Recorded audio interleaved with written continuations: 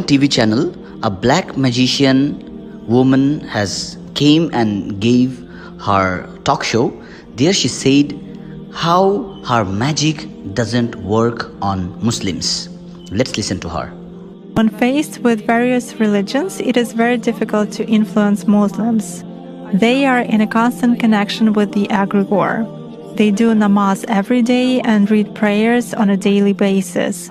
They are constantly under some kind of a dome, so it is very difficult to influence them. When you start impacting a person, he begins to address in a prayer. Indeed, many of them are very different from those who come to church only when everything is bad in their life. They come to pray and then for 5 years they forget about God, some canons, and so on.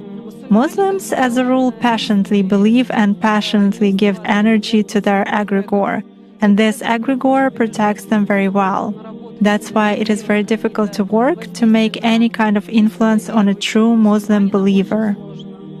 Is this some kind of a good egregore? Well, for them, yes. This egregore is good for adepts who contribute good energy to it. How do you sense it? For instance, you have found an energy trace of such person. What's next? Do you try to drag him somehow to visualize this threat and you fail? Or how do you do that? It disappears. I cannot get a grip on it. I focus on it, but something immediately knocks me out of the flow, just like that. Or I visualize a person in front of me clearly and can affect him even at a mental level, but some image is not created in my mind at all.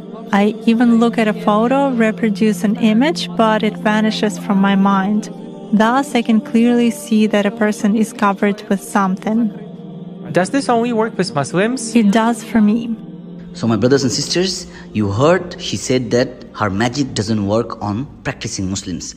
Allah subhanahu wa ta'ala has said us in the Quran how to protect yourself with the Quran.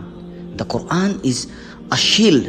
When you recite this Quran, when you pray 5 daily salah, when you read Ayatul Kursi, when you read the Al-Muawwidatayn, the last 2 surahs of the Quran, then no devil, no shayateen, no jinn, no black magic can work on you. So my brothers and sisters, always recite the Quran, especially Ayatul Kursi, always recite them and be sincere in your 5 daily salah. Nobody can harm you, no shayateen, no devils, no jinns, nothing. Allah subhanahu wa ta'ala will protect you with his shield.